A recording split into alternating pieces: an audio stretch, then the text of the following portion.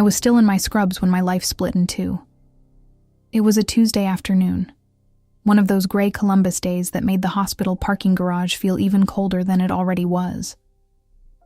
I had just finished a 12-hour shift. My back hurt, my feet were throbbing, and all I wanted was to drive home, peel off my shoes, and shut my brain off for the night.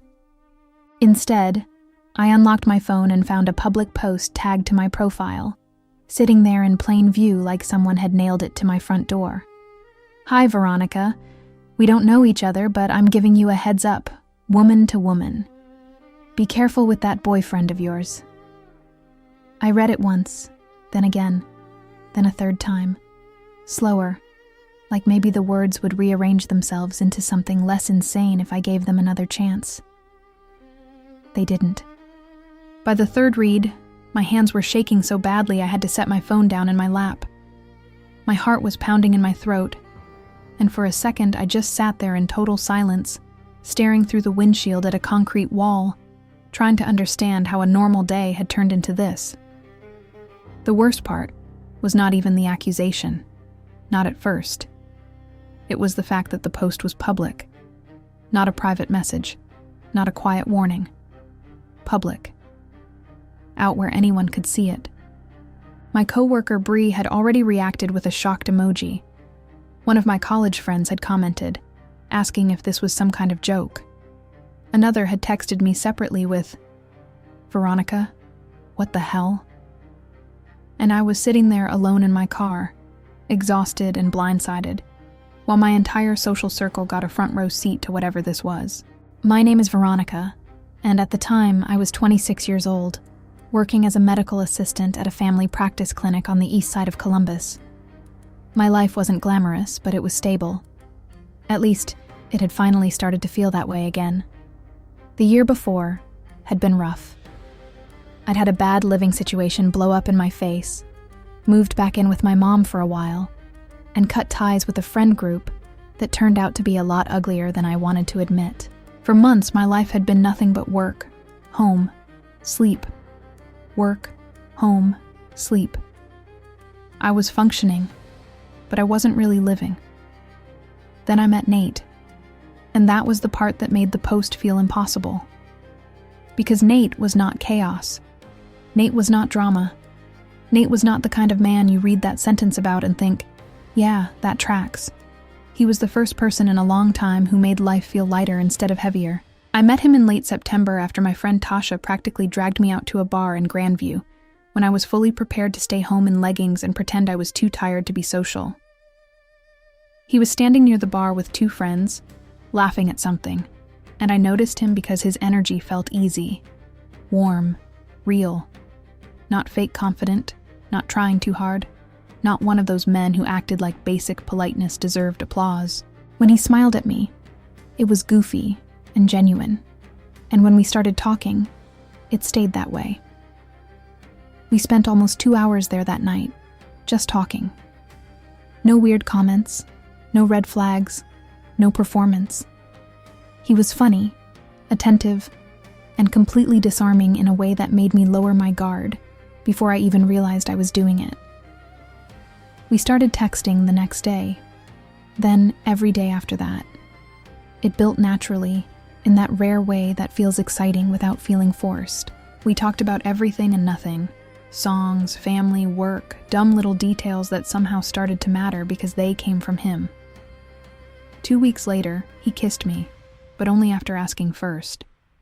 3 weeks after that, he asked me to be his girlfriend, and I said yes without hesitation. That was how good it felt. My mom liked him, my brother liked him. Even my stepdad, who trusted almost nobody, gave me that quiet nod men give when they approve but don't want to make a speech about it. Nate fit into my world so easily that I never stopped to ask what it meant that I hadn't really entered his. 3 months. That was how long we'd been together when that post appeared on my profile and turned everything sideways. I picked up my phone again and clicked on the account that had posted it. No real name, no profile picture, no personal posts, no mutual friends. It looked brand new, like someone had created it for one purpose only, dropped a grenade into my life, and planned to disappear before the smoke cleared. I screenshotted the post and sent it to Nate. "Can you explain this?" He answered fast. "What is this you sent me, Veronica? I don't understand." I stared at his response, then typed back with fingers that still wouldn't stop trembling. "I'm the one asking. What is this? Who is this woman? Is it true you have something going on with your cousin?" That time, he took longer. Not long enough to prove anything, just long enough for my mind to start moving in directions I didn't want it to go. When his reply finally came through, it was calm. Too calm. "I honestly have no idea what this is about. As far as I know, I don't have anything going on with any cousin. I think someone got the wrong person. Or someone's messing with you." And that should have been enough. Maybe it would have been, if the post had been private, if it had come from a real account, if it had looked like something other than a hit and run. But sitting there in my car, staring at the words on my screen, I felt something settle deep in my chest that I could not explain away. Because if this was a lie, it was a vicious one. And if it was true, then I was in love with a man I did not know at all. I wish I could tell you I handled that post like a rational adult, that I took a breath, looked at the evidence, and made smart, measured decisions. I didn't. I deleted it. Not right away, but fast enough that I barely gave myself time to think. I answered 2 texts, lied to Bree the next morning at work by telling her it was probably spam, and then I removed the post from my profile like deleting it could somehow erase what I had read. But that is the problem with certain kinds of information. Once it gets inside you, it doesn't matter whether the screen goes blank. It stays. It lodges somewhere deeper. And that was exactly what happened. From the outside, I kept going like nothing had happened. I worked, answered Nate's texts, and went on our usual Friday date. But after that post, something in me had changed. I didn't leave, and I didn't confront him again right away, but I stopped feeling safe inside the relationship. That was the real damage, not the accusation, the doubt. And doubt changes everything. It makes you watch harder, think longer, and question things you used to accept without effort. I wanted to believe Nate because he had been the first man in a long time who felt steady, kind, and easy to trust. Maybe that was exactly why I tried so hard to ignore what my instincts were already telling me. That Friday, when he picked me up for dinner, I had already decided I was going to watch him carefully. Not accuse, not interrogate, just watch. We went to one of our usual spots downtown, a place with good wings, sticky tables, and one of those jukeboxes people mostly ignored unless they were drunk or nostalgic. It should have been a normal night. In some ways it was. He kissed my cheek when I got in the car. He asked about my shift. He made me laugh over something ridiculous his coworker had done. If a hidden camera had recorded the whole evening, nobody would have looked at that footage and thought, "There's a man with a secret life." That made it worse too, because when I finally brought the post up again, he didn't crumble, he didn't panic, he didn't over-explain. He gave me the same answer with almost insulting calm. "Babe, I told you. I have no idea what that was. People are weird online." He said it while reaching for a fry off my plate, like we were talking about a scam email or a fake delivery notice. Casual, dismissive, almost bored. And I wanted to believe him. I really did. But the second I said the word cousin, something flashed across his face. It was small, fast, almost nothing, but I saw it. Then he changed the subject so smoothly it made my stomach turn. That night, I replayed the whole conversation in bed, and one thing kept bothering me. He wasn't angry, shocked, or even curious. He just wanted the whole thing gone. That was when I stopped pushing and started watching. That was the second wound. Not proof, suspicion. He kept being good to me. He showed up, paid attention, remembered little things, and made it easy to feel safe with him. And that was exactly what kept trapping me. The better he seemed, the easier it was to wonder if I was the problem. if I was letting one anonymous post poison the healthiest relationship I'd ever had. So I stayed quiet, and the relationship kept growing. Weeks turned into months. He got closer to my family, and little by little I started seeing him as part of my future, which made the one missing piece stand out even more. And through all of that, one detail sat wrong. I had never met his family. At first, that didn't bother me. 3 months is not a lifetime. 4 months is not suspicious. People move at different speeds. Families are weird. Some are close. Some aren't. Some parents are busy. Some siblings are scattered. Some people just do not make a big ceremony out of introductions. But by month 5, it started pressing on me. Because it was not that he said no. It was that he never quite let it happen. Whenever I brought it up, he had a reason ready. His mom was tired. His sister had to work. His aunt was in town. The house was a mess. Sunday wouldn't work. Maybe next week. He said all the right things while somehow making sure the door stayed closed. Not slammed, just never opened. And that bothered me more than a hard refusal would have. A hard refusal gives you something to fight. A soft delay gives you almost nothing. It makes you feel unreasonable for even noticing the pattern. But I noticed that too. By then, I had also noticed smaller things, strange, easy-to-miss absences. He never really posted me online, which was not a crime, but it stood out because he was not private in general. He'd post sports stuff, family birthday shout-outs, dumb work jokes, but very little about us. If I tagged him in something, he'd like it. Maybe comment, but rarely repost. Again, not proof of anything. Just another thread. Another small thing that on its own meant nothing, and together made me keep a quiet ledger in the back of my mind. I hated that ledger. I hated the version of myself that had started keeping it. Then, around the 6-month mark, he finally said, "My mom wants to have us over Sunday for lunch." Just like that. And I should have felt relieved. I did, for maybe 2 minutes. Then I felt something else. Something less pleasant. Because by then, the idea of meeting his family did not just feel like progress. It felt like a test I had not chosen, but very much intended to pass. I overthought everything. I changed outfits 3 times.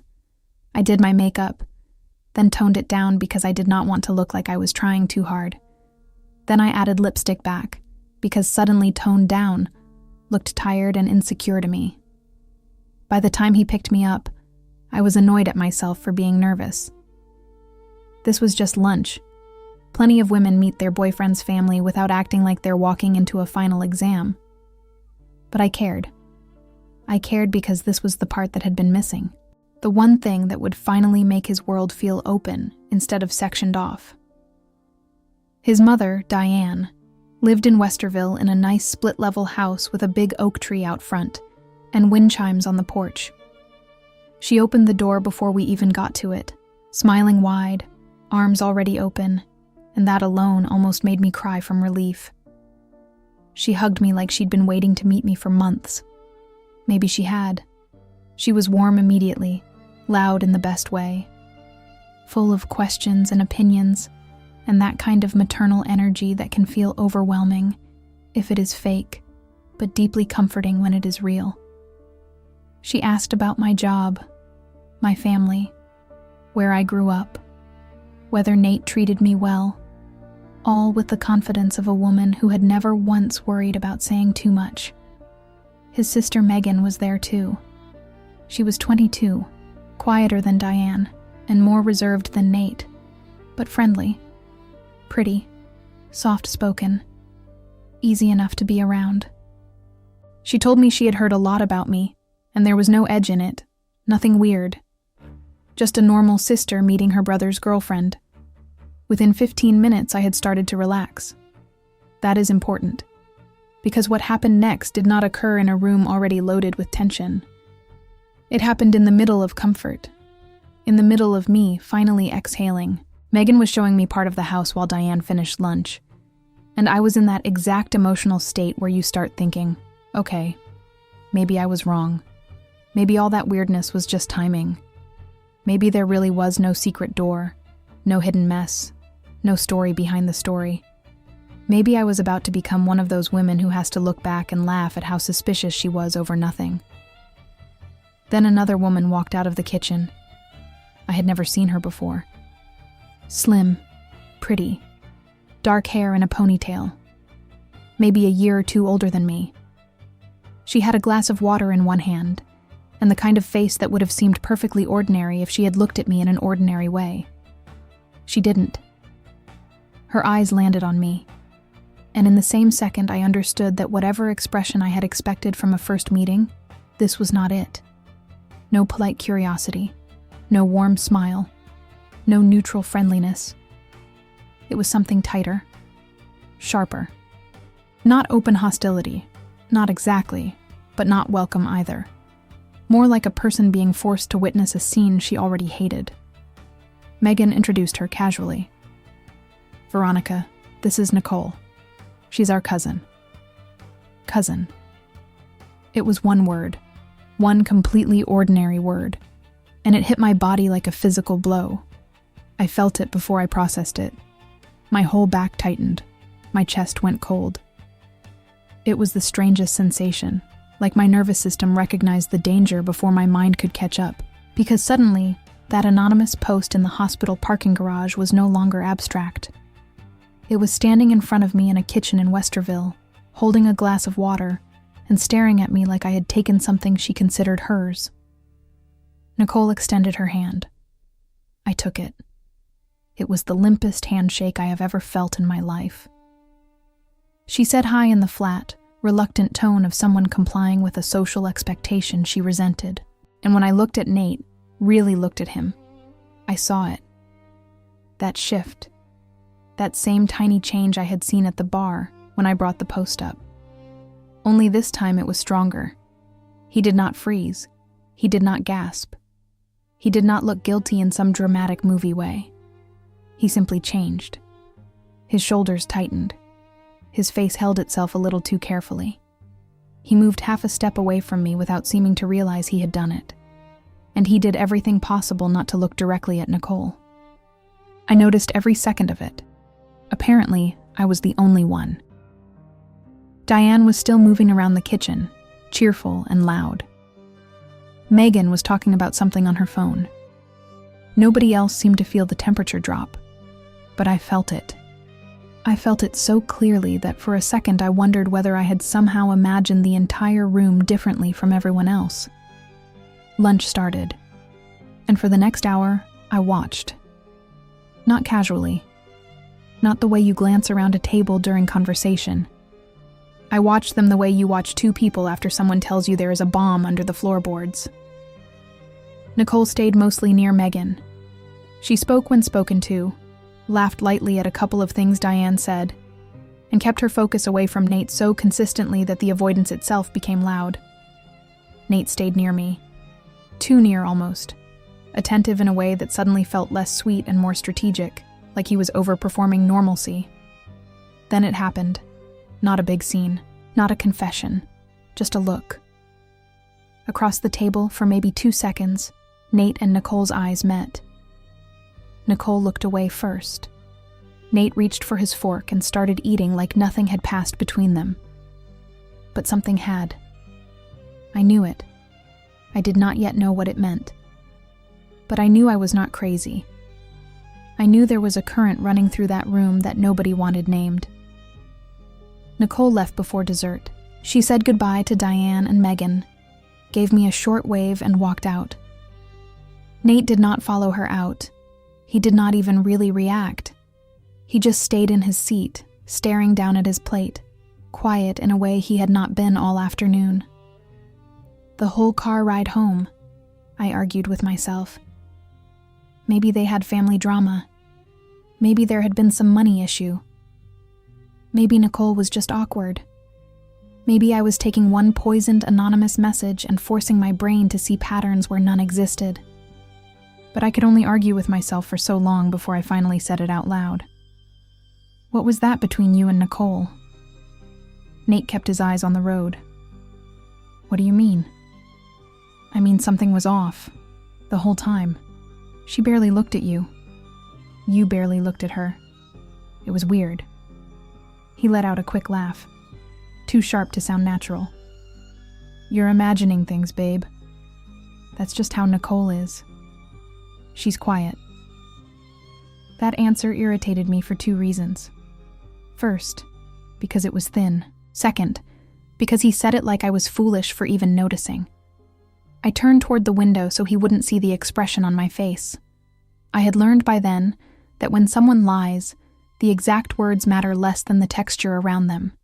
The breathing, the pace, the reflexive irritation, the speed with which they try to make you feel ridiculous for reading what is right in front of you. And Nate, for the second time, wanted the subject dead more than he wanted it understood. I let it go in the car.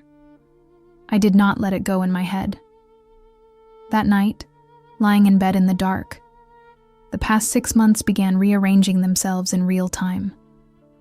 The anonymous message, the ghost account, the 6 months it took to meet his family, the fact that he had fit into my world while keeping me outside his, Nicole's face when she saw me, the limp handshake, Nate's body tightening in the kitchen, that 2-second look across the table, his defensive laugh in the car. I stopped asking myself whether something was wrong.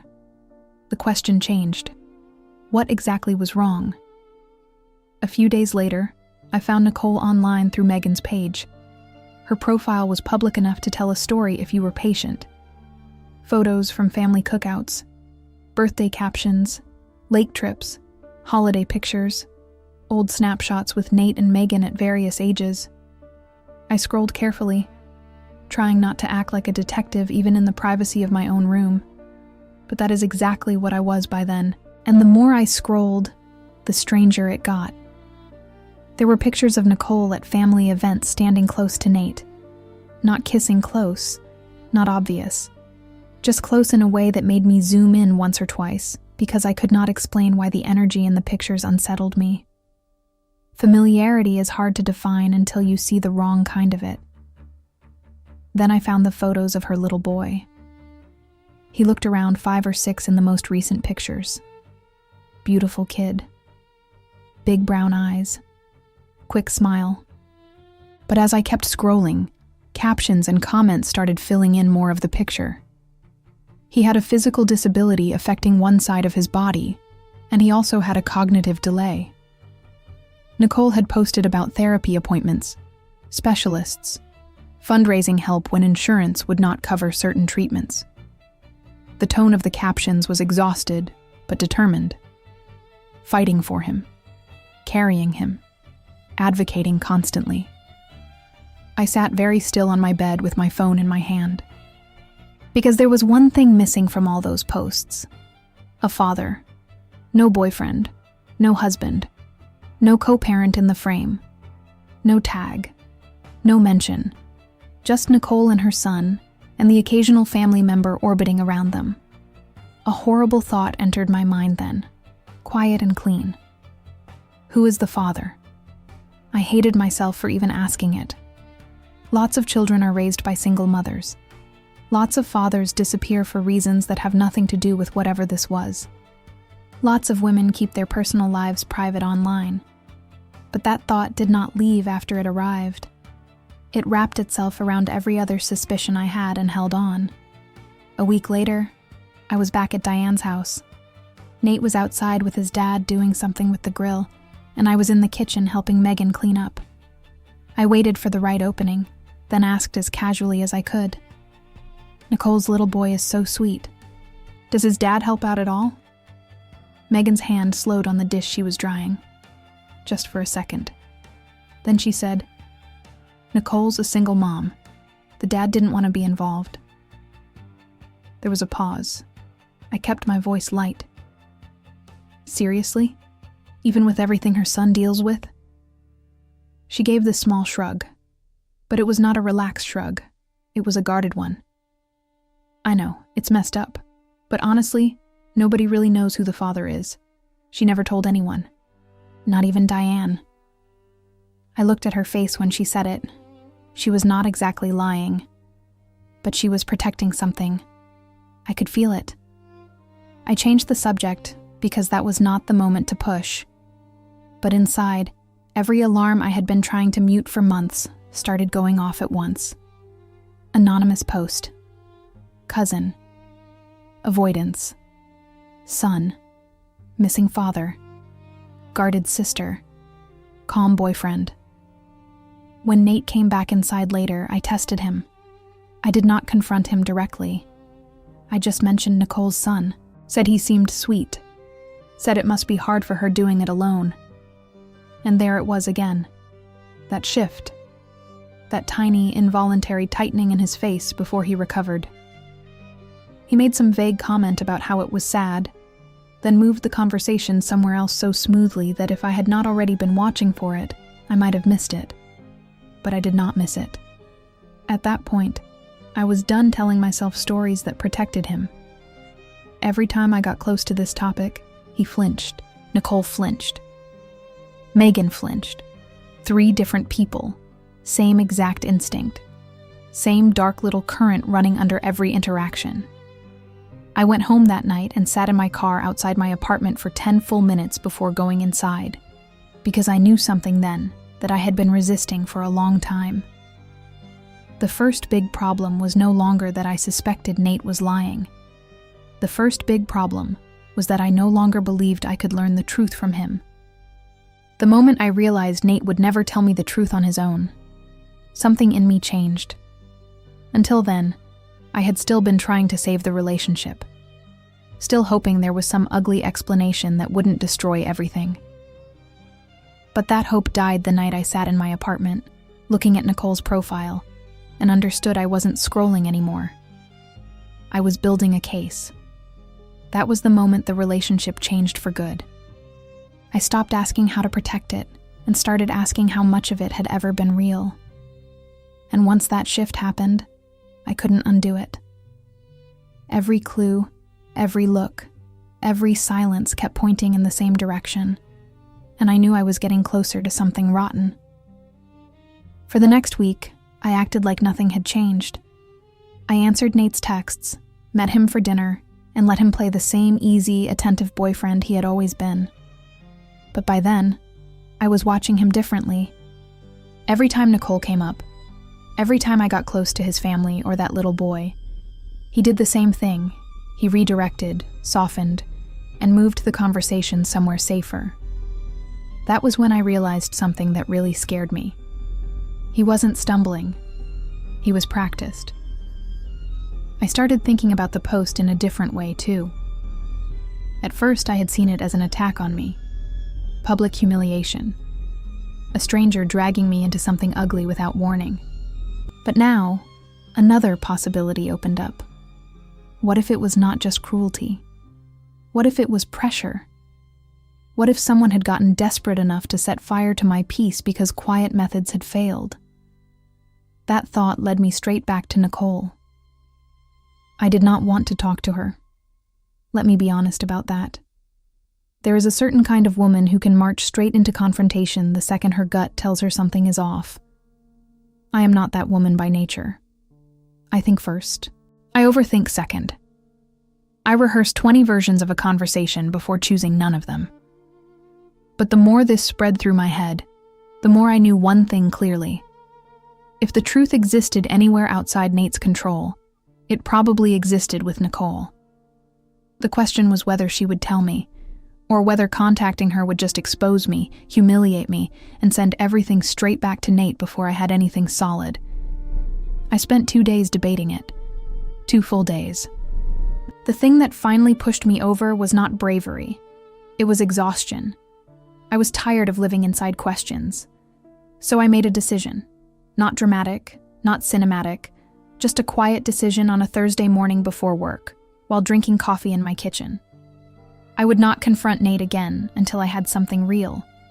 And to get something real, I needed to get to Nicole alone. That created a second problem immediately. How? I could not just message her out of nowhere with, "Hey, are you sleeping with your cousin and is my boyfriend the father of your child?" There is no elegant version of that. There is no version that doesn't make you sound unstable unless the other person is already standing right on the edge of confession. So instead, I watched. I checked her public posts more than I want to admit. Not obsessively every hour, but enough to learn the rhythm of her life. Therapy appointments, grocery runs, school-related things for her son, family interactions. There was a sadness to the whole page that was hard to explain. Not performative sadness. Not inspirational mom content either. Just fatigue. The fatigue of a woman carrying more than one person should have to carry, without ever naming the full weight of it. And then there was the boy.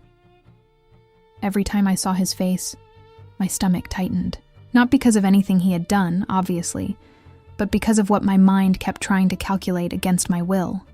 Age, timeline, Nate's behavior, the hole where a father should have been in every visible corner of that child's life.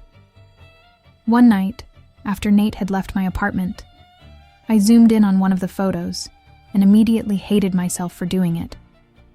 It was a picture of Nicole's son sitting on a blanket in the grass, smiling at something off camera. The kind of photo people scroll past in 2 seconds. I stared at it for 5 minutes. His eyes looked like Nate's.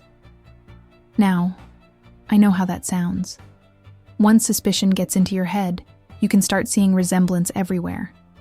Brown eyes are not evidence. A smile is not evidence. Human brains are good at building narratives out of whatever is available.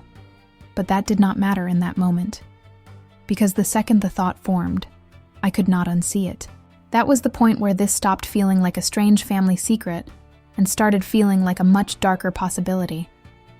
If Nate was that child's father, then this was not just some disgusting past relationship he had failed to disclose.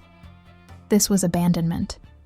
This was a woman raising a child with visible needs alone, while the man responsible for helping her played clean and charming in a relationship with me.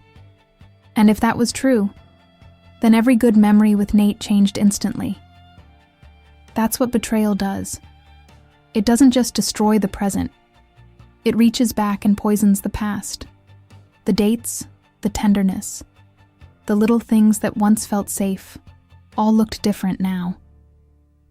Because by then, I understood something I hadn't wanted to admit. A man can be gentle with you and still be cruel where it matters most. A few days later, I went back to Diane's house. Not for investigation, officially. Just for another Sunday meal. That was how these things happened in real life. No trench coats. No dramatic confrontations. You just find yourself standing in someone's kitchen with a dish towel in your hand, trying to sound casual while every nerve in your body is focused on one question. Nicole wasn't there that day, which disappointed and relieved me at the same time. Nate was outside again, talking with his dad, and I was inside helping Megan clear plates. I decided to push a little harder than I had the last time. "Nicole seems really strong," I said. "I can't imagine raising a kid with that many needs by yourself." Megan didn't answer immediately.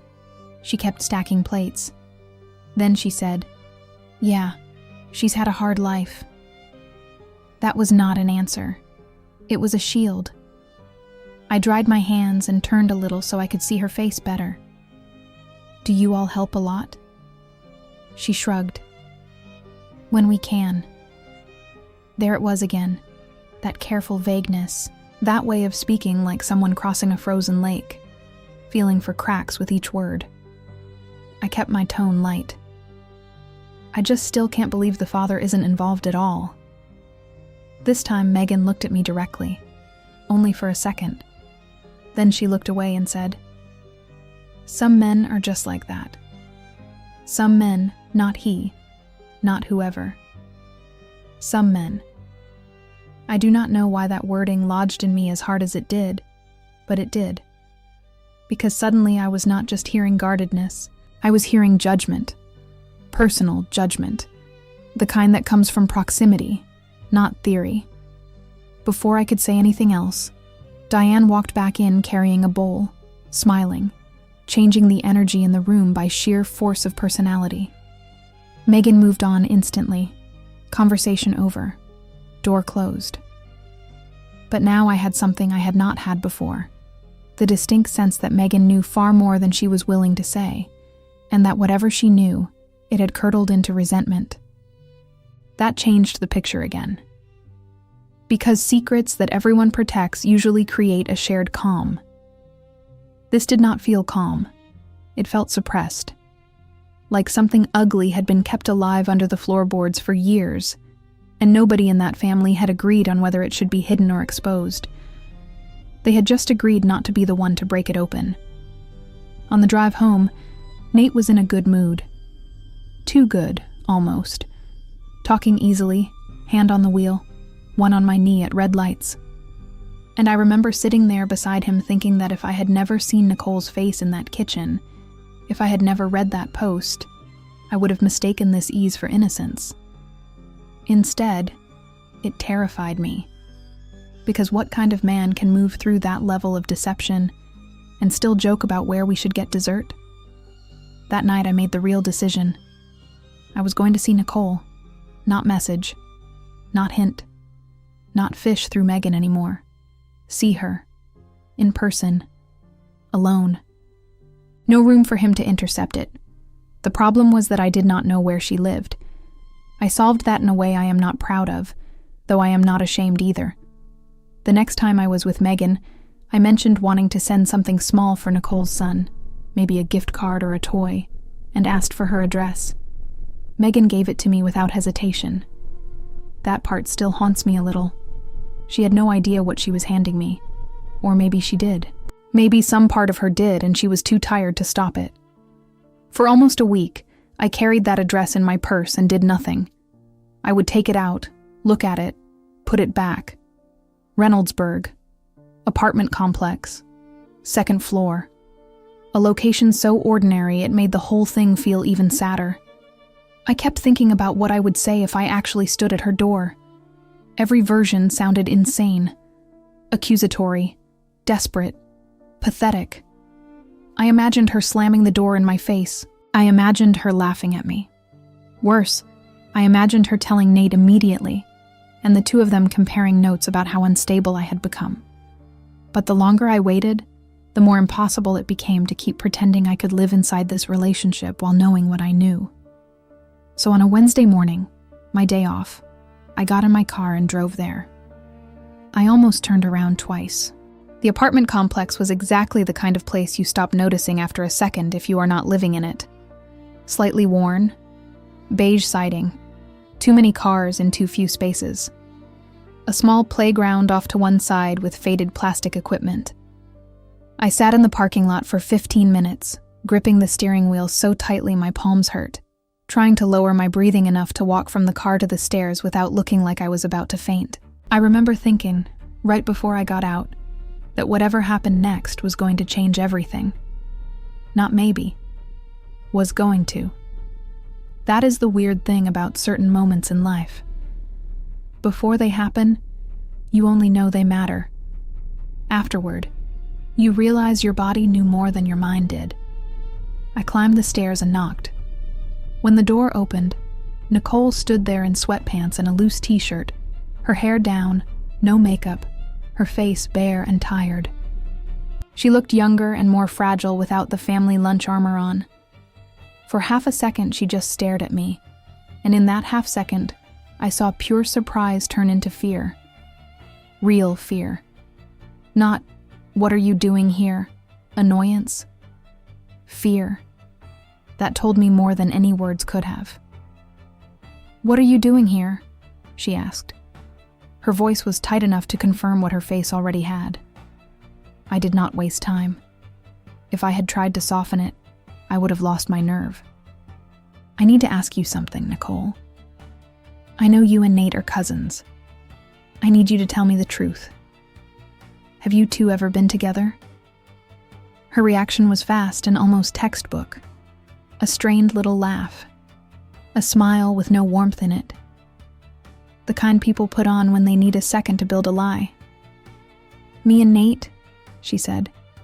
What kind of question is that? Why would you even ask me that?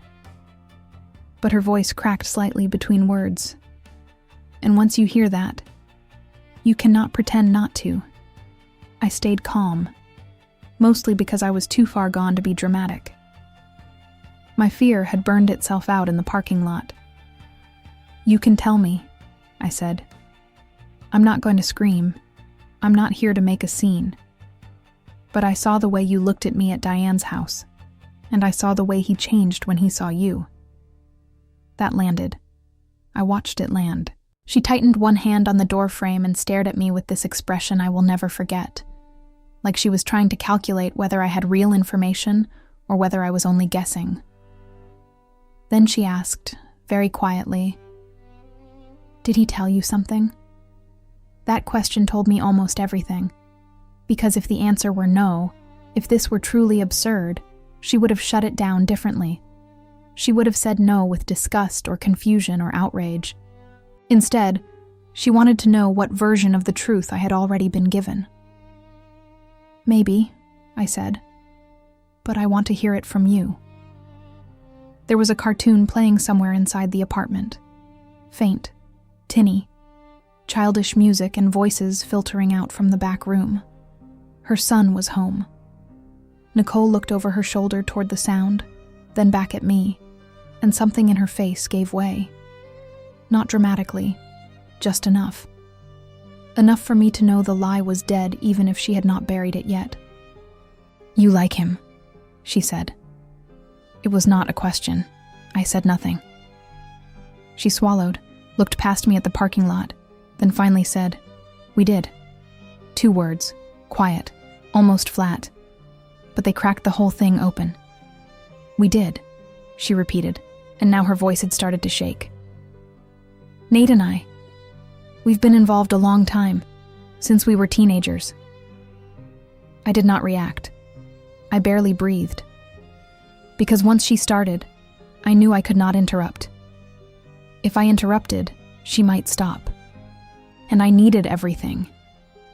She told me they had been in love for years, that it had gone on far longer than it should have, that it had become the kind of thing nobody said out loud, but nobody entirely stopped either.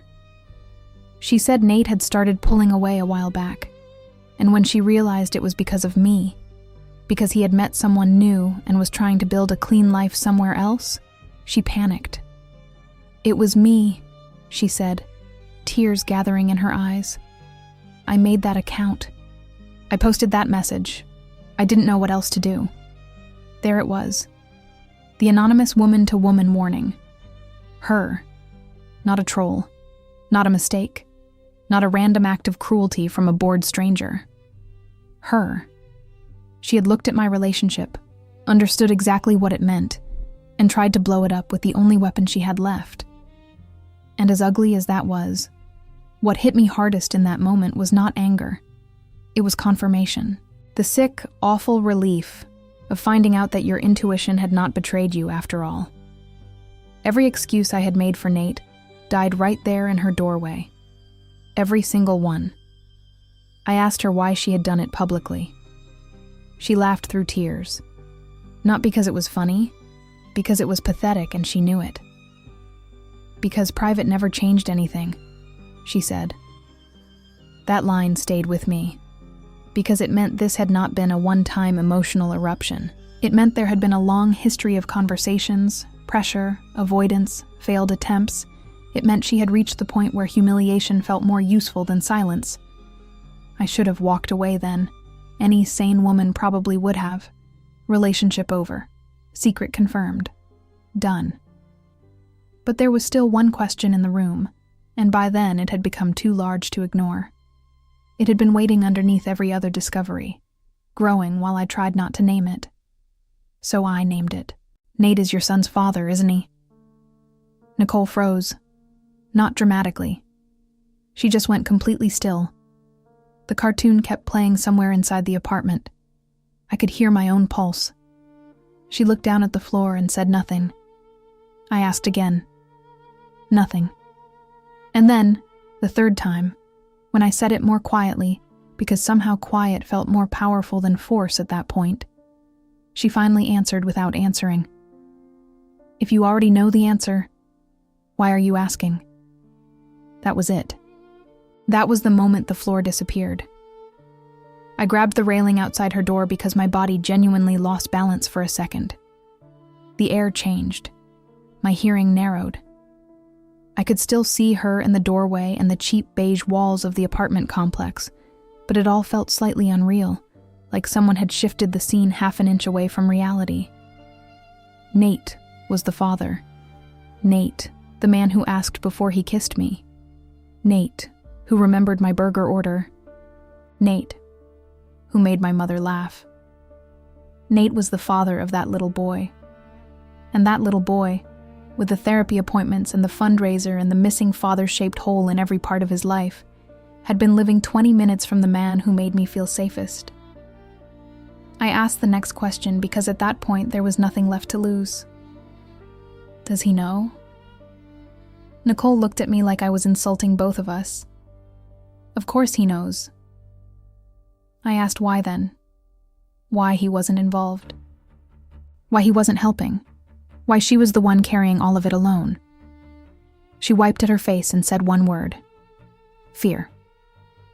Then more came. Fear of the family. Fear of his father. Fear of judgment. Fear of what people would say.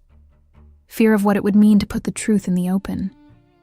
Fear, fear, fear, all dressed up like some tragic human burden instead of what it really was. A grown man choosing himself over a child every day for years. The bitterness in her face when she talked about him was not the bitterness of a woman who had simply been left. It was deeper than that. It was the bitterness of someone who had stayed inside the consequences while he stepped outside them and tried to start over clean. I stayed, she said. I'm the one raising him. I believed her. Not because she seemed noble. She didn't. She seemed broken, exhausted, messy, capable of ugly choices like that public post. But exhausted truth has a different texture from polished lying, and by then, I could tell the difference. I left without saying goodbye. I do not remember walking down the stairs. I do not remember getting into my car. I only remember sitting behind the wheel staring through the windshield at a chain-link fence and a row of dumpsters, and trying to understand how I had gone from suspicious girlfriend to unwilling witness in less than an hour. The cruelty of it kept widening. It was not just that he had slept with his cousin. It was not just that he had lied. It was that there was a child attached to this. A real child. A child with visible needs. A child who had been abandoned not in some abstract emotional sense, but in the practical daily sense that matters most. Appointments, money, presence, care, identity. The kind of abandonment that shapes an entire life. And Nate had hidden all of that from me while letting me build trust with him in clean little pieces. I drove home on autopilot. When I got inside my apartment, I sat on the edge of my bed and stared at the wall for what felt like an hour. Then I picked up my phone and called him. He answered on the second ring, cheerful. Hey babe, what's up? I remember that cheerful tone with an almost violent clarity because it was the last fragment of my old reality still trying to exist. I need to see you tonight, I said. He heard something in my voice immediately. I could feel him adjusting on the other end. Everything okay? No, just come over after work. He said he would. Then I had 4 hours to wait. 4 hours knowing exactly what I was going to say and not knowing whether I would scream, cry, throw something, or sit there like ice. In the end, I did none of those things. By the time he arrived, I had moved past visible emotion into something colder. He came in around 7, still in his work clothes, smelling like the same cologne that used to calm me. He took one look at my face and lost his smile. I sat across from him at my kitchen table and said it plainly. I went to see Nicole today. I watched all the color leave his face at once. Not slowly. All at once. It was one of the few truly honest reactions I ever got from him. She told me everything, I said. About you two, about the post, about your son. He started shaking his head before I had even finished. Veronica, listen, whatever she told you, it's not what it sounds like. She exaggerates. She gets emotional. She always... Is that boy your son? That stopped him. Not because he was shocked, I asked. Because he knew there was no safe version of the answer. He looked everywhere except at me. Table, wall, hands, floor, anywhere but my face. Silence stretched long enough to become its own confession. Then finally he said, "It's complicated." I almost laughed. Not because it was funny, because it was pathetic. Because men always reach for complexity, when what they mean is guilt with paperwork around it. Is that boy your son? Longer silence. Then, without lifting his eyes, he said, "Yes." And there it was. The cleanest truth I ever got from him came only after every lie had been stripped away by someone else. Once he said yes, everything else came spilling out in fragments. Never clean enough to feel honorable. Never complete enough to feel brave. Just enough. Just enough to confirm what Nicole had said.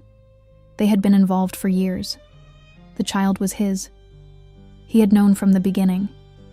He had stayed away because he was scared of his father, scared of the family reaction, scared of public judgment, scared of having his life defined by something he thought would ruin him. "I know it sounds awful," he said.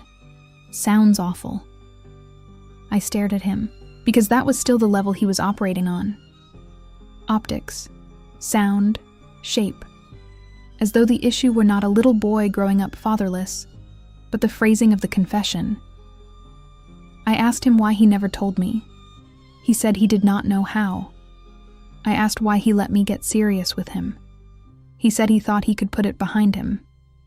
I asked why he never stepped up for his son.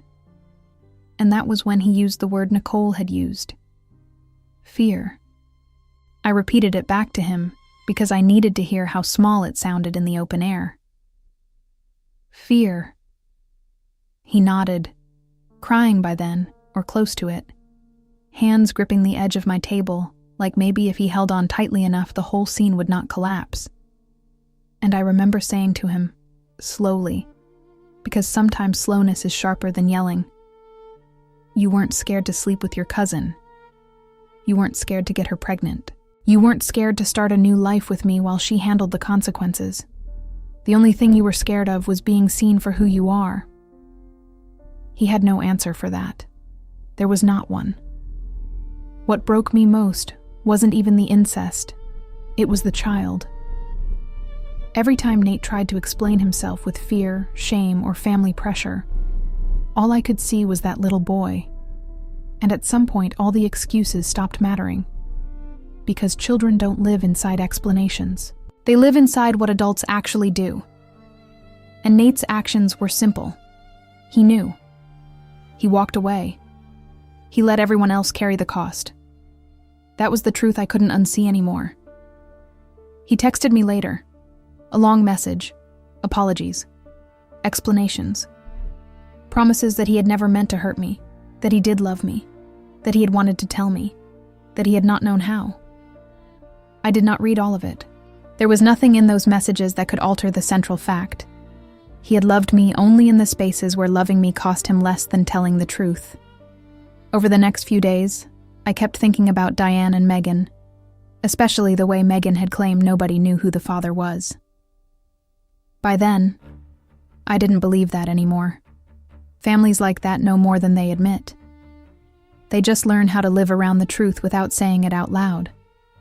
That was what sent me back to Diane's house one last time. Nate wasn't there, just Diane and Megan. I told them everything Nicole had said, then everything Nate had confirmed, and I watched their faces waiting for shock. It never came. What I got was worse. Diane looked devastated, but not surprised. Megan just stared at the floor. No denial, no outrage. Just the look of people whose worst suspicions had finally become impossible to hide. And that was when the whole story changed for me. This wasn't just about Nate's lies anymore. It was about a family that had helped those lies survive. A family that had chosen silence while a little boy paid the price. That was the moment I understood the truth completely. After I left Diane's house, I sat in my car and finally understood the part that hurt most. It wasn't just that Nate had lied to me. It was that I had been surrounded by people who knew enough to stop me, and none of them did. They let me sit at that table, trust them, trust him, and build a future inside a lie they already understood far better than I did. That was the real humiliation. I hadn't just walked into a damaged relationship. I had walked into a whole system built to protect the truth from me. I drove home shaking with a kind of anger that did not feel loud. It felt sharp, precise, the kind that does not burn hot and fast, but settles into the bones and starts cutting everything clear. Nate started calling before I even made it back to my apartment.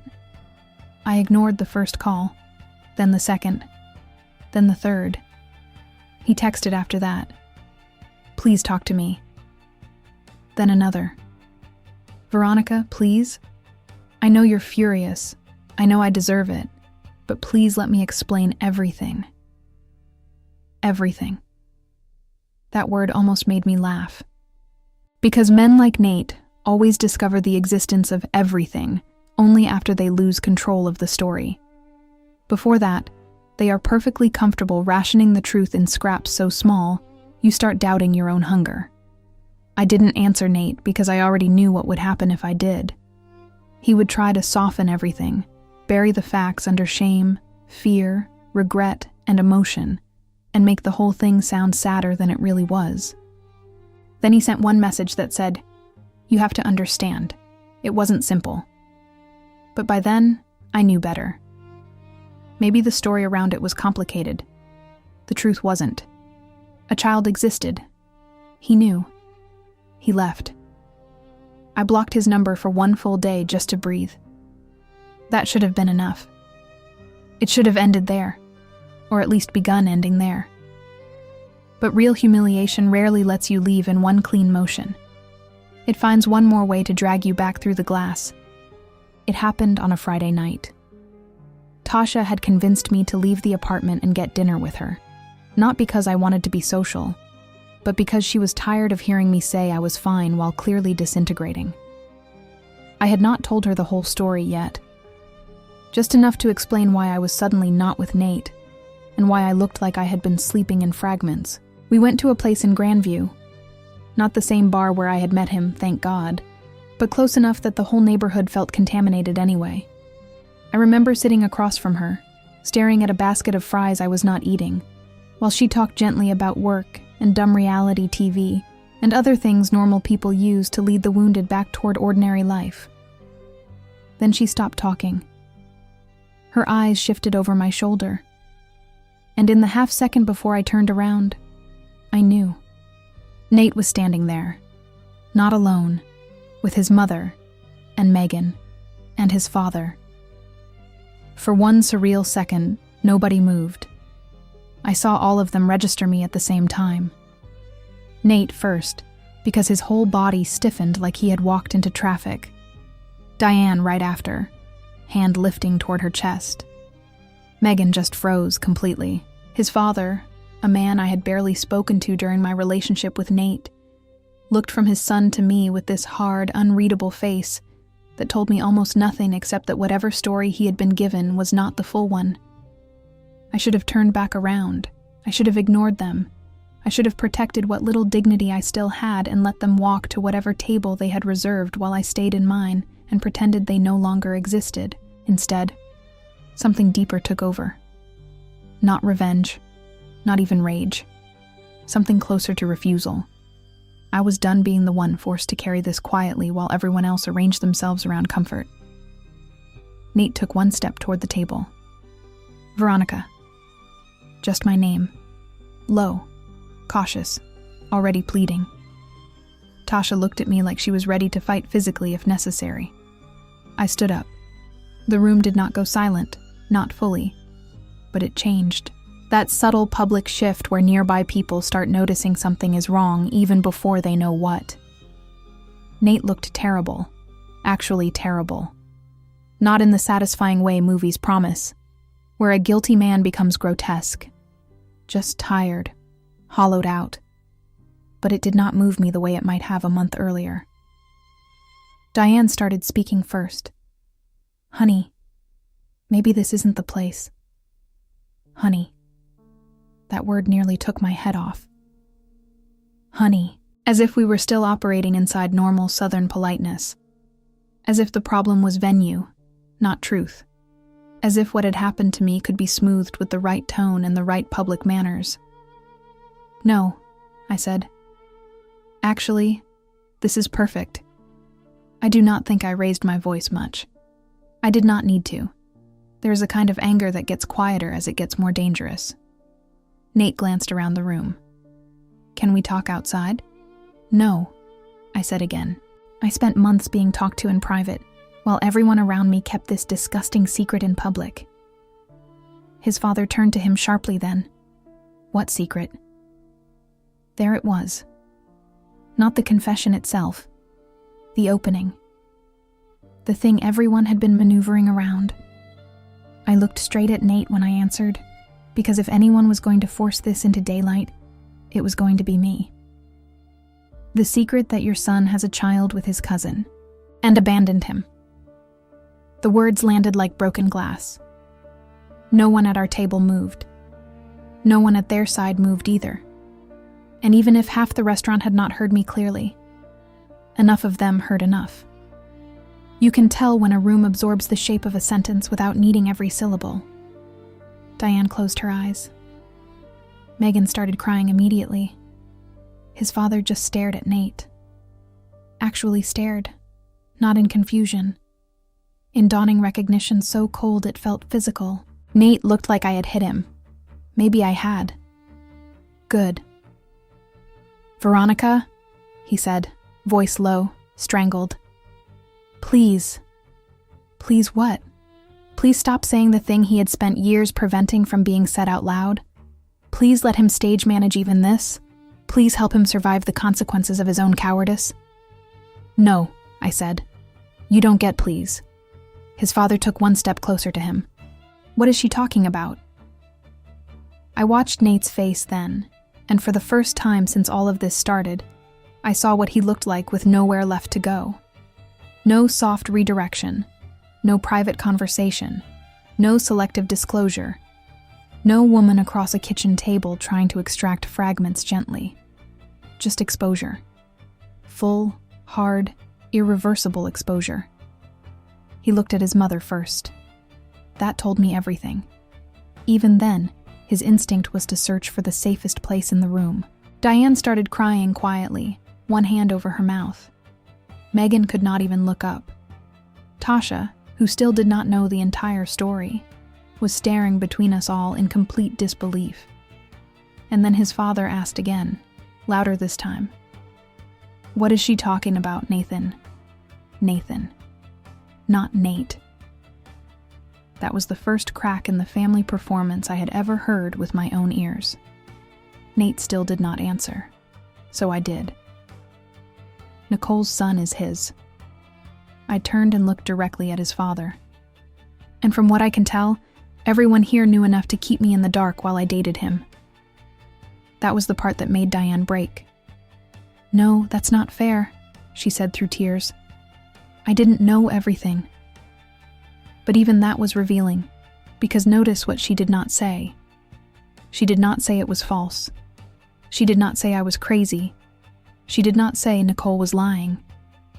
She argued only degree. Not innocence. Just degree. His father's face changed. It hardened in stages. First shock, then disgust, then something heavier.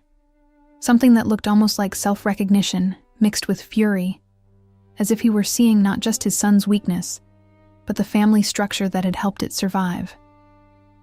He looked at Nate and said very quietly, "Tell me she's lying." That was the last chance, not morally. That chance was gone years ago. But theatrically, socially. The last chance to perform a version of reality before the room calcified around the truth.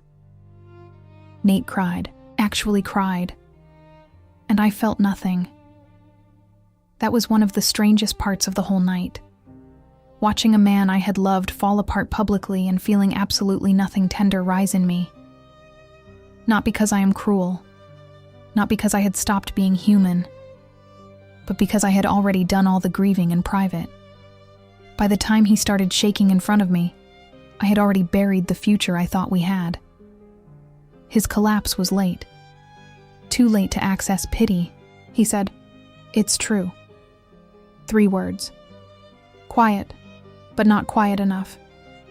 His father stepped back like something in him physically recoiled. For a second, I thought he might hit him. He did not. In some ways, I think not hitting him was worse. Violence can be written off as temper. What sat in his face instead was deeper than temper. It was contempt. Diane tried to say something. About mistakes. About fear. About how things had gotten out of control. The usual weak little bridges people build over abysses too wide to cross. I cut her off. "Please don't do that." She looked at me stunned. "Don't turn this into one of those family tragedies where everybody cries and nobody says what it is." He knew. He had a child. He walked away. Then he dated me while all of you smiled in my face. Tasha slowly set down her fork. I had almost forgotten she was there. That is how total the scene had become. Now she was fully caught up, or caught up enough, and the horror on her face was so pure, it almost helped me. Because for weeks, I had been trapped inside this secret system where everything was measured, cushioned, softened. Seeing someone from outside react like a normal human being made me feel sane again. "What the hell?" she whispered. "Exactly." Nate took another step toward me.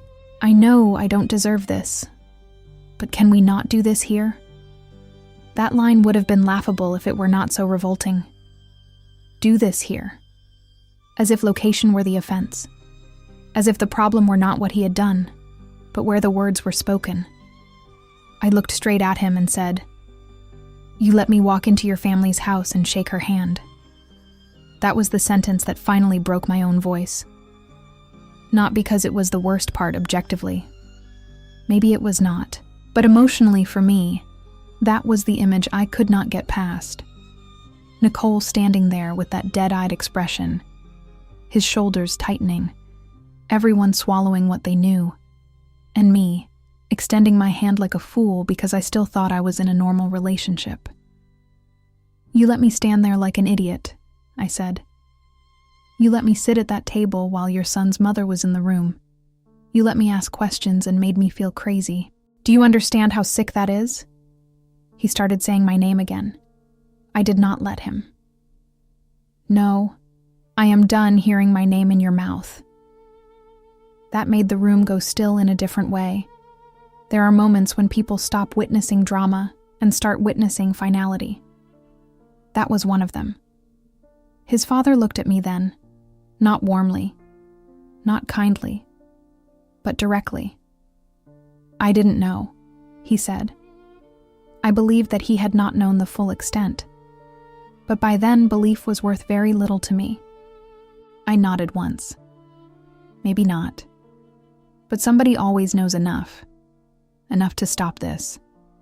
Enough to protect the next person from walking into it. Megan was crying so hard by then she could barely breathe. Part of me wanted to feel for her. I'm sure she had been trapped in her own kind of helplessness. But again, the child existed. My sympathy kept running into that wall and failing to get around it. Nicole was not there, and that mattered too. I remember thinking, in the middle of all that chaos, that maybe this was the first time the whole burden of exposure had landed on Nate without a woman standing beside him absorbing half the damage.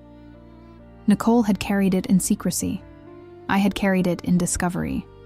Diane and Megan had carried it in silence.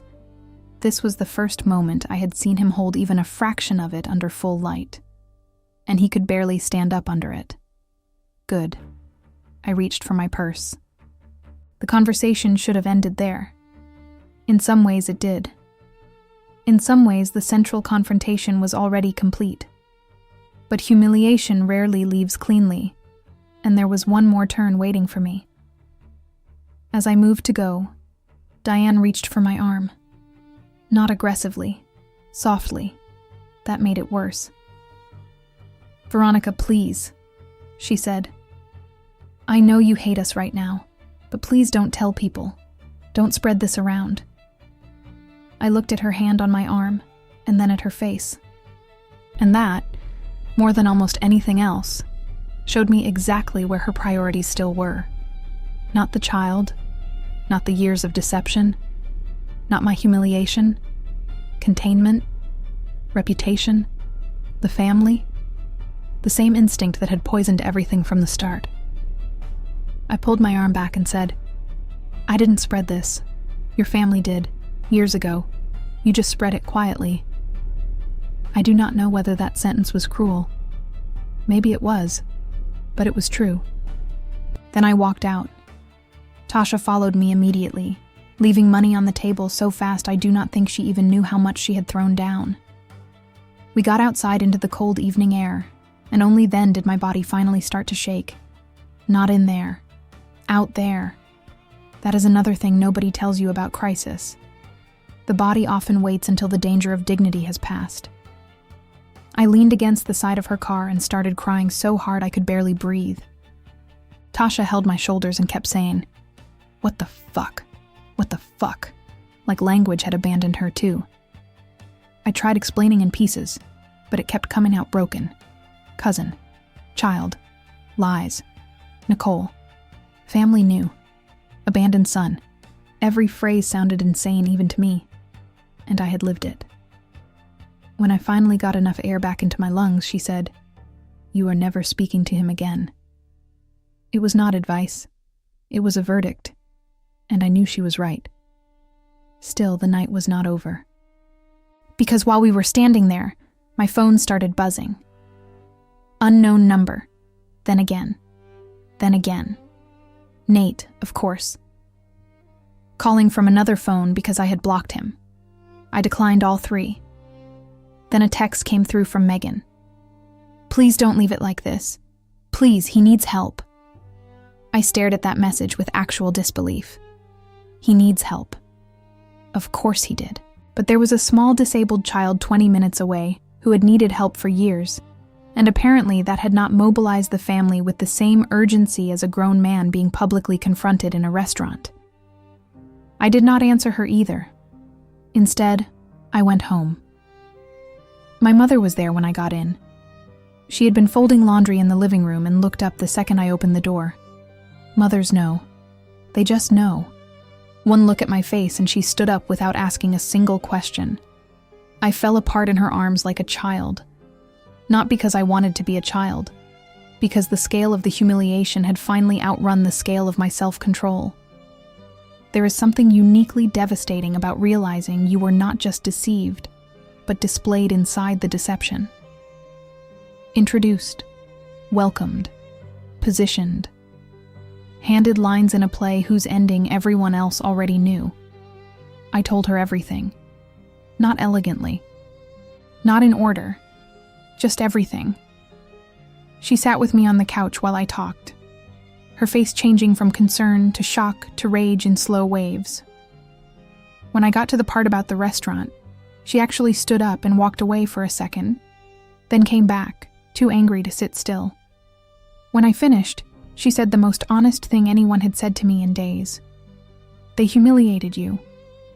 Yes, exactly that. Not just hurt me, humiliated me, and having someone name it properly felt like being handed back a piece of myself. That night, after she went to bed, I sat alone in the dark living room and looked at my phone for a long time. More texts had come in. Nate from other numbers, Diane, Megan. Even one from a number I suspected was Nicole's, though I never opened it. The entire family system was reaching outward now, not toward truth, but toward management, repair, narrative control, containment after the leak. Too late. I blocked every number. Then I unfollowed every account. Then I deleted every photo of Nate I still had. Not because I thought digital cleansing would heal me instantly. It wouldn't. But because I needed one clean act in a situation that had been filthy from start to finish. I needed one decision that belonged entirely to me and was not negotiated through guilt or sadness or anyone else's fear. The next morning, I woke up with swollen eyes and a headache and the strange clarity that sometimes follows total emotional combustion. The worst had happened. Not all consequences, not all grief, not all aftermath, but the peak, the exposure, the confrontation, the moment where everything private was dragged into public air and had to survive there or die there. And something in me, despite all the pain, felt calmer. Because once truth is fully exposed, it loses one of its powers. It can still hurt you, deeply, repeatedly, but it cannot keep making you doubt yourself. That chapter was over. I knew what he was. I knew what they had done. And I knew, with a certainty so hard it felt almost holy, that I would rather be humiliated by the truth once than comforted by a lie for the rest of my life. The truth, once it was finally all the way out, did not explode. It settled. That was the part I did not expect. At first, I thought the rage would stay with me. It didn't. What came after was colder and stronger. Clarity. Because once every lie was stripped away, the truth about Nate was brutally simple. This wasn't one terrible mistake. Avoidance was who he was. Every time consequences showed up, he stepped back and let someone else carry them. Nicole carried them. That little boy carried them. Then I did. And when the truth finally cornered him, what came out wasn't courage. It was collapse.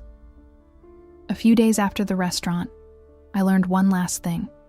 Not from him. I never spoke to him again.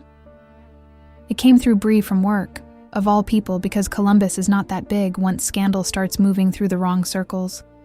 A friend of a friend knew Nicole's family.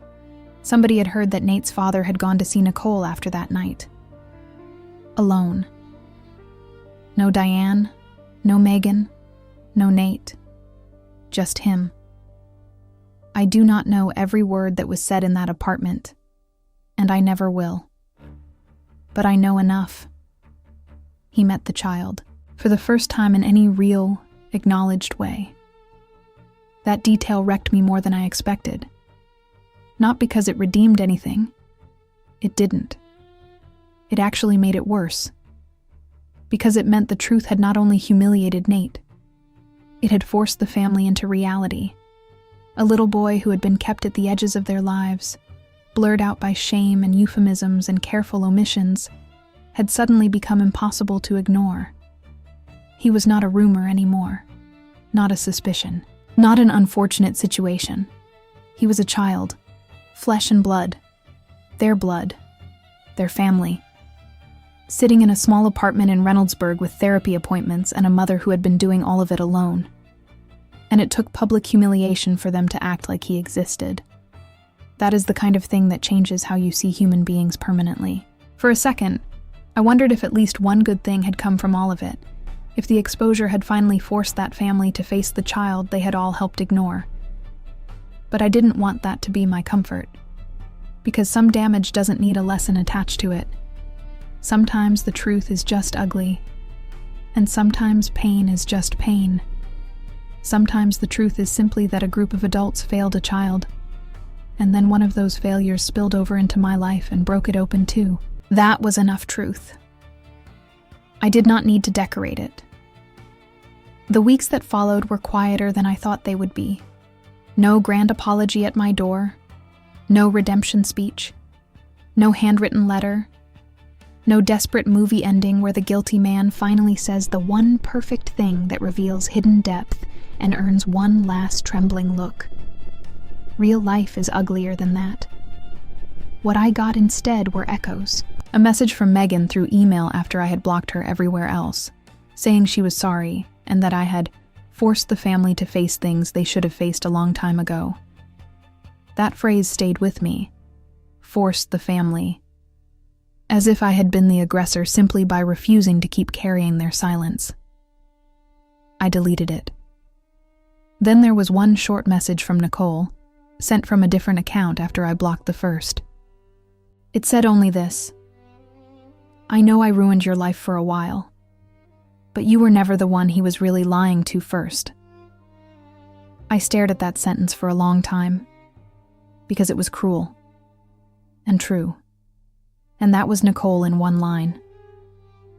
A woman damaged enough to wound other women while still speaking from a place of genuine devastation. I did not forgive her for the post. I never will. She chose to drag me into the open before I had even understood what was happening to me. But I also could not reduce her to a villain anymore. Villains are simpler than that. Nicole was a woman who had been loved in secret, abandoned in practice, tied forever to a man too weak to claim either her or his child, and eventually she got desperate enough to weaponize the only thing she had left. That does not make her innocent. It makes her tragic. And tragedy is often more dangerous than malice, because it gives people moral camouflage. It lets everyone involved say, "We all suffered here," as if suffering erases responsibility. It doesn't. Nate still chose every step. That remained the cleanest fact in the entire story. He chose her, then hid her. He chose the child, then hid him. He chose me, then hid the truth from me too. By the time I understood that fully, something inside me had stopped aching for explanations. That was the real climax in the end. Not the restaurant, not the confession, not even the moment Nicole told me the boy was his. It was the moment I no longer needed Nate to make sense. Because that is how people like him keep a hold on you. Even after discovery. Even after exposure. They keep you circling the question of why. Because as long as you are circling, you are still tethered. Still emotionally engaged. Still treating their inner world like the final locked room you need to enter before you can leave the house. I stopped needing that room. Maybe he was weak. Maybe he was ashamed. Maybe he was split in half by his family, by desire, by fear, by years of rot he no longer knew how to step out of. Maybe all of that was true. It did not matter. Whatever the reasons were, they had already turned into actions. And actions are where morality stops being abstract. He left his son. He lied to me. That was enough. After that, healing did not arrive like peace. It arrived like subtraction. One day I realized I had driven to work without replaying the restaurant scene. Another day I noticed I could hear the word cousin without my stomach dropping instantly. A few weeks later, my mom asked whether I wanted to go with her to a flea market outside the city, and I said yes without calculating whether I might run into Nate somewhere. That was when I knew something had shifted for real. Fear had stopped organizing my choices. I stopped checking Nicole's page. I stopped wondering whether Nate had stepped up. I stopped building imaginary speeches where I destroyed him one final time with perfect words. Those things sound small, but they are not. That is how the soul exits a wreck. Not in one dramatic lift, but piece by piece, by withdrawing energy from what can no longer deserve it. My mother said something to me one evening that ended up mattering more than all the confessions and apologies put together. She said, "The worst thing he did wasn't lying. It was making you participate in his lie without your consent." That was it. That was the final layer. He made me participate. He let me meet his mother, smile at his sister, shake hands with Nicole, sit at those lunches, ask honest questions, defend him in my own head, doubt myself instead of him, fall in love inside a structure built to keep me uninformed. He did not just lie to me from a distance. He recruited my innocence into the architecture of his deception. And once I understood that, every lingering softness died. Because there are some betrayals you can imagine surviving, if the love is deep enough, and the truth comes fast enough, and the remorse is real enough. This was not one of them. This was intimate corruption. This was being used as camouflage. So I left him where he belonged, in the truth. Not the polished one. Not the crying one. Not the frightened little boy version he kept trying to show once his life cracked open. I left him in the ugliest truth available, which was the only one that mattered. He was a father who abandoned his son, and a man who let women carry the emotional and practical cost of his fear while he protected his own image. Everything else was noise. Months later, I drove past the bar in Grandview where I first met him. The one with the patio lights. The one I had once attached to the beginning of the best relationship of my life. I looked at it as I passed and felt almost nothing. Not because it meant nothing. Because it finally meant the right thing. It was not where I met the love of my life. It was where I met a man who knew how to look safe. And that, in the end, was the most devastating truth of all. Not that evil can hide. That weakness can smile. That cowardice can remember your burger order. That a man can ask permission before he kisses you. Hold your hand in a movie theater. Charm your mother. Make you feel chosen. And still be the kind of person who leaves his own child behind and calls it fear. I thought the final lesson would be about men. It wasn't. It was about myself. About the exact moment I chose not to stay confused just because confusion was more comfortable than reality. About the exact moment I stopped asking for a softer version of the truth and took the hard one whole. About the fact that humiliation did not kill me. It clarified me. He broke my trust. His family broke my dignity.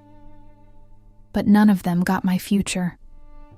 And that little boy, the one at the center of all this, the one none of the adults handled with the courage he deserved, is still the face I think of when people try to dress up cowardice as pain.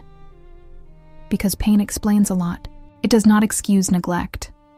Fear explains a lot. It does not excuse abandonment. Love explains a lot. It does not excuse secrecy that destroys other people. That is what I know now. I was not unlucky enough to fall in love with the wrong man. I was strong enough to leave the moment I saw who he really was. And once I understood that, the story stopped being about what he did to me. It became about the fact that he never got to keep doing it. What would you do in this situation? Be honest. Or did this remind you of someone? Tell me in the comments. And if this made you think about your own relationship, I left something in the description that can help you build something stronger. Subscribe if you want more stories like this every day, and share this with someone who needs to hear this story.